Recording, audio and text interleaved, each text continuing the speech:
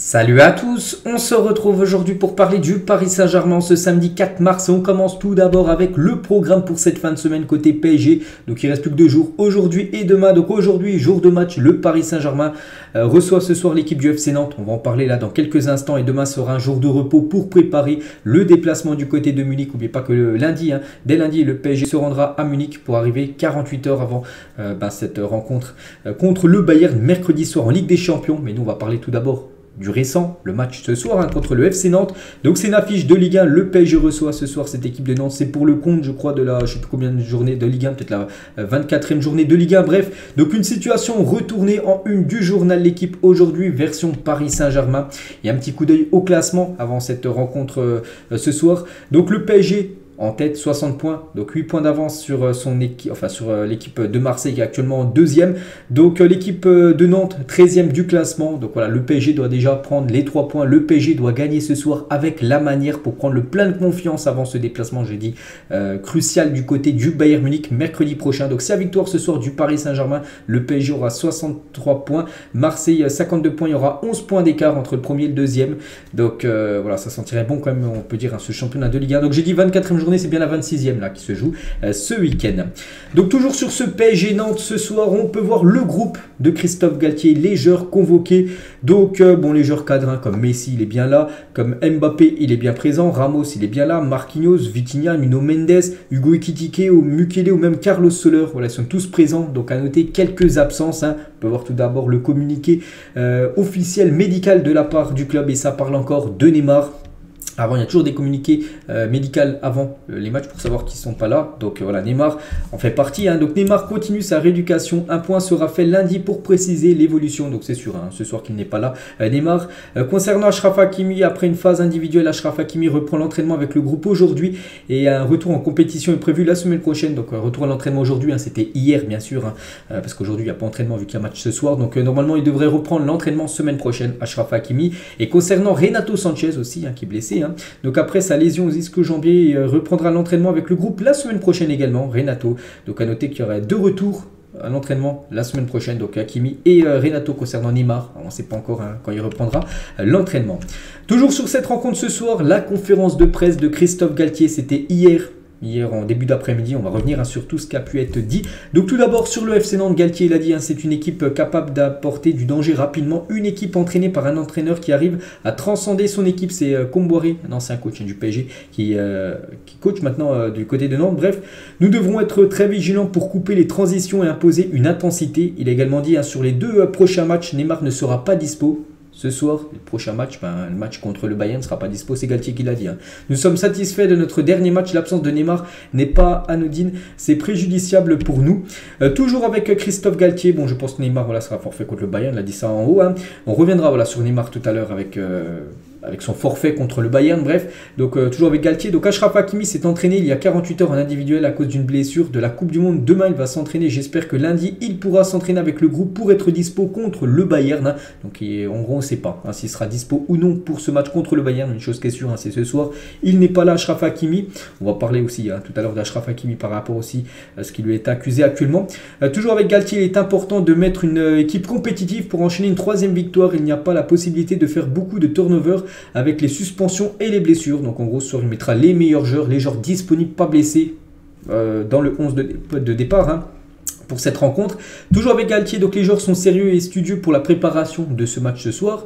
Je ne suis pas étonné de Sergio Ramos, il a un certain âge mais il est à son niveau et il transmet l'exigence pour être à haut niveau. C'est que c'est un bon Sergio Ramos comme ces dernières semaines qu'on est en train de voir du côté du PSG qui soit performant ce soir mais surtout mercredi parce que normalement il devrait être certainement titulaire. Sergio Ramos. Toujours avec Galtier sur le fait que Ramos a joué dans l'axe. L'OM est une équipe qui joue vite et c'est pour cela qu'il fallait coulisser vite. On avait discuté tactiquement. Toujours avec Galtier, je suis satisfait de la présentation contre Marseille, un système qu'on avait mis en place pendant la préparation au Japon. On n'avait pas fait de grands matchs les derniers temps, même en l'absence de Kimpembe, nous avons des joueurs pour jouer à 3, une défense à 3. Hein. Donc El Shaddai Bichabou a un peu joué dans cette rotation de 3 défenseurs avec Ramos, Marquinhos et Ramos. Et vu que Kimpembe, bien sûr, n'est plus disponible hein, jusqu'à la fin de la saison, on lui souhaite bien sûr toujours un bon rétablissement à Kimpembe. Toujours avec Galtier sur Danilo, c'est avant tout un joueur international. Il est très polyvalent, mature, à l'écoute pour changer de poste. C'est un exemple, sa polyvalence est un atout et une force pour l'équipe et pour lui. Hein. C'est vrai que c'est un joueur irréprochable, hein, le joueur Danilo Pereira. Toujours avec Galtier, le fait de gagner à la dernière minute donne toujours de l'espoir sur les prochains matchs. C'est toujours mieux de préparer des gros matchs avec des victoires. C'est vrai que là, c'est 2 victoires d'affilée pour le PSG. L'équipe victoire contre Marseille, victoire contre Lille. Ce serait bien d'enchaîner un 3/3 ce soir avec le FC Nantes pour préparer au mieux le déplacement du côté de Munich. Toujours avec Galtier, Nordi Mukele s'est entraîné avec le groupe, il est disponible pour demain, donc pour ce soir, hein, il a juste effectué un échauffement à part. Et toujours avec Galtier, on était mieux positionné, nous avons défendu en avançant, il y a une prise de conscience de nos joueurs depuis quelques matchs, et bah tant mieux, hein, vraiment il faut avoir cette prise de conscience, une autre mentalité pour aller défier hein, l'équipe du Bayern, parce que moi je pense qu'au Bayern Munich, hein, c'est que ce soir c'est un match de Ligue 1, c'est très important, mais voilà, je pense comme la plupart des supporters parisiens, le plus important c'est bien mercredi, c'est là où il faudra absolument s'imposer. Mais bon, ce soir, il y a un match, hein, bien sûr, ça reste quand même du championnat français. Et on peut voir le 11 qui pourrait commencer titulaire d'après PSG Community. Ils ont mis en gros cette équipe. Hein, donc Donnarumma sera certainement sera sur au but. Hein. Donc une défense à 3, Marquinhos, Sergio Ramos et certainement Danilo qui viendra compléter ce duo de Ramos et Marquinhos en défense. Donc Nuno Mendes, Mukele, les 2 pistons. Warren Zaïre-Emery devrait commencer à la place de Marco Verratti en sentinelle devant la défense. Fabien Ruiz, Vitinha juste devant et Mbappé, Messi devant. Donc voilà, il y a de fortes chances que le 11 de départ soit voilà, ce 11 là pour la rencontre ce soir. Concernant Kylian hein, qui sera certainement titulaire, donc va devenir le meilleur buteur de l'histoire du PSG, bah peut-être, hein, c'est vrai que s'il est buteur ce soir, hein, n'oubliez pas qu'actuellement il a 200 buts du côté du PSG, ex aequo avec Cavani, donc s'il marque le moindre but, donc il sera 201, 202, 203, j'en sais rien combien il en marquera, plus il en marque mieux c'est, et voilà, il peut devenir seul meilleur buteur de l'histoire du Paris Saint-Germain ce soir. Kylian Mbappé, ce serait bien qu'il réalise cet exploit devant les supporters parisiens.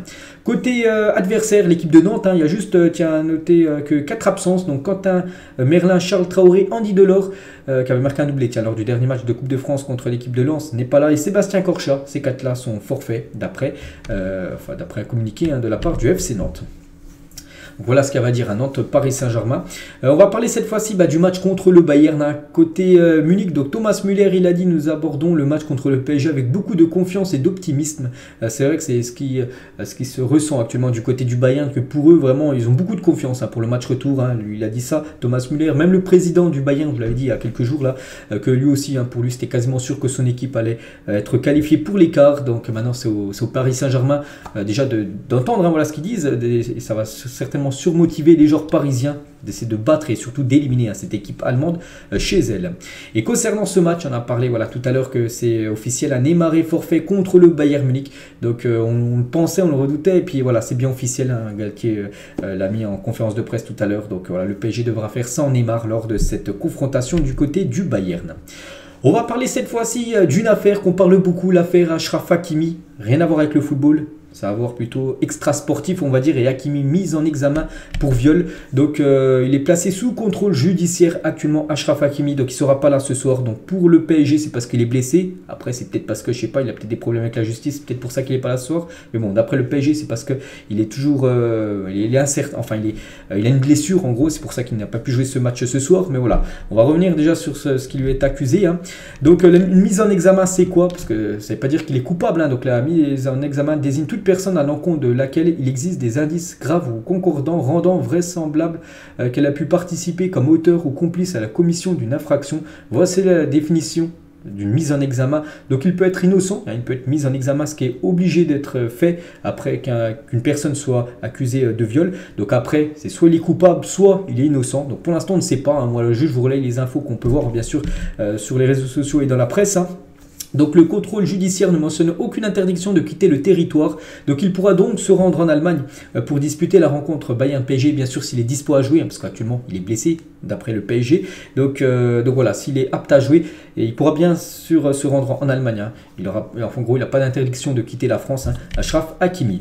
Toujours avec lui, donc son avocate, elle s'appelle Fanny Colline, donc elle a dit, hein, donc il résulte selon moi des pièces qui sont entre les mains de la police judiciaire que M. Hakimi a dans cette affaire été l'objet d'une tentative de raquette. En gros, tentative de raquette que la plaignante, hein, celle qu'accuse Hakimi de l'avoir violée. En gros, elle essaie de lui soutirer de l'argent, parce qu'elle sait qu'Hakimi c'est une star du foot, il gagne bien sa vie, hein, il est riche, tout ça. Donc d'après l'avocat d'Achraf Hakimi, en gros c'est une tentative de racket. Voilà, de la part de la plaignante. Donc toujours avec Fanny Colline, hein. Donc la mesure de mise en examen qui a suivi cette audition est un passage obligé pour toute personne qui fait l'objet d'une accusation de viol, ce qu'on a parlé là juste avant, hein.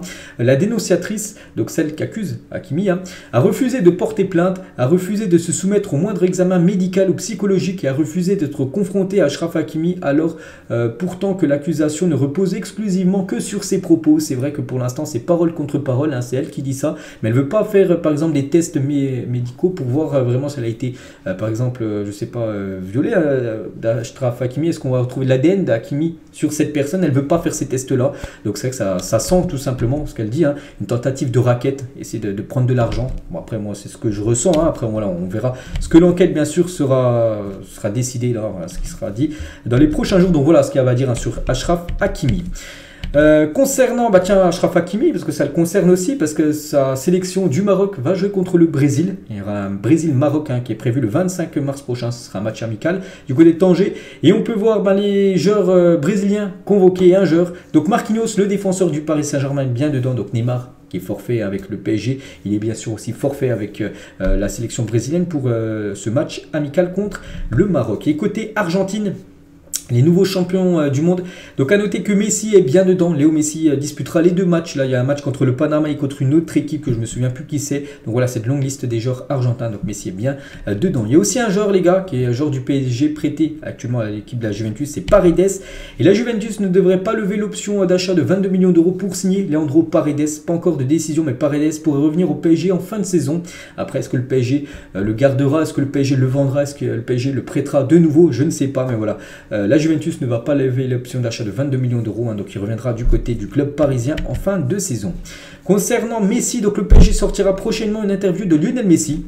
Voilà, donc il a été interviewé par PSG TV, donc pour l'instant rien n'est sorti, on sait juste qu'il a été pris en photo de ça, qu'une interview va sortir très prochainement de la Pulga. Et toujours avec Messi, donc l'équipe de Al-Ittihad, donc une équipe d'Arabie Saoudite, va faire une approche pour Lionel Messi d'après le journal Marca. Donc l'écurie saoudienne serait disposée à lui offrir un salaire d'environ 90 millions d'euros par an s'il venait à rejoindre la Ligue saoudienne. Donc l'équipe de Al-Ittihad, c'est l'équipe actuellement deuxième du championnat derrière l'équipe de Al Nasser, l'équipe par exemple de Cristiano Ronaldo. Donc il pourrait toucher 90 millions d'euros par an s'il accepte de rejoindre cette équipe saoudienne. Au PSG, il touche à peu près 30 millions. Donc en gros, il pourrait toucher 3 fois plus que ce qu'il touche du côté du PSG en rejoignant la Ligue saoudienne. Mais Messi avait dit, hein, je crois il y a quelques jours, qu'il aurait une préférence, ce serait de rester en Europe et pas de partir en MLS ou dans un pays du Golfe, hein, pour poursuivre sa carrière. Martinez, tiens, un copain de Messi, le gardien argentin, sur Mbappé, je lui ai dit de se relever, de regarder devant et de ne pas rester au sol, mais fier d'être du match qu'il venait de faire, hein. La vérité, c'est qu'il m'a mis 4 buts, c'est à moi d'être au sol, il a perdu une finale du mondial, c'est normal d'être effondré. Voilà ce qu'a dit Martinez, hein, le gardien argentin, par rapport à Kylian Mbappé. Toujours avec Kylian, 8 ans après ses débuts en professionnel, Mbappé n'a pas encore inscrit un but sur coup franc direct, hein. C'est vrai que ça c'est quelque chose où Mbappé, bon, il ne tire pas tout le temps, mais de temps en temps il les tire, et il n'a jamais réussi à marquer un but sur coup franc. C'est qu'il a marqué beaucoup de buts, des pénaux, des buts nombreux dans le jeu, tout ça, mais sur coup franc, jamais c'est arrivé pour Kylian. Voilà, c'est une stat peut-être qu'il va falloir qu'il s'améliore. Kylian Mbappé. Manu Koné sur un intérêt du Paris Saint-Germain. Donc Manu Koné, c'est un joueur de Black Bar. Il a dit: c'est clair que si je devais un jour évoluer avec de si grands joueurs, je pourrais encore apprendre beaucoup. C'est évidemment attrayant. Imaginez jouer au PSG, hein, je peux m'imaginer beaucoup de choses. N'oubliez pas que, enfin, j'avais parlé à midi, enfin je vais en parler à midi les gars, que l'équipe de Black Bar espère en tirer 30 millions d'euros concernant ce joueur, hein, Manu Koné, un jeune joueur de l'équipe de Black Bar. Donc voilà, le PSG peut-être passer à l'action. Je me souviens que le PSG était intéressé par ce joueur. Cyril Gane au Parc des Princes, donc c'est un combattant MMA. En plus, je crois qu'il fait un combat très important cette nuit, tiens, dans la nuit prochaine, là, contre un Américain. Donc voilà, bon, je suis pas trop la MMA, mais bon, je sais qui est le personnage, bien sûr, et on lui souhaite bonne chance, hein, pour son combat cette nuit. Prêcheur ne dit pas non au bleu, donc lui, c'est l'entraîneur de l'équipe féminine, hein, du Paris Saint-Germain, et il ne dit pas non au bleu pour devenir sélectionneur de l'équipe de France féminine, parce que vous savez que Corinne Diacre pourrait être démis de ses fonctions. Et on finit cet épisode, on finit bien sûr sur ce PSG Nantes ce soir. N'hésitez pas à mettre un petit pronostic en commentaire. Donc moi je vais partir sur une victoire du PSG ce soir. Je vais partir sur une belle victoire 3-0 ce soir du Paris Saint-Germain contre le FC Nantes. Ce serait un très bon résultat même. Ce serait le même résultat obtenu contre Marseille. Donc voilà, ce serait plein de confiance avant le déplacement à Munich. Donc voilà ce qu'il y a à dire aujourd'hui. J'espère que ça vous a plu. On se retrouve demain les gars. On parlera bien sûr de ce PSG Nantes avec le résultat. Et moi je vous laisse bonne journée à vous et à plus tard.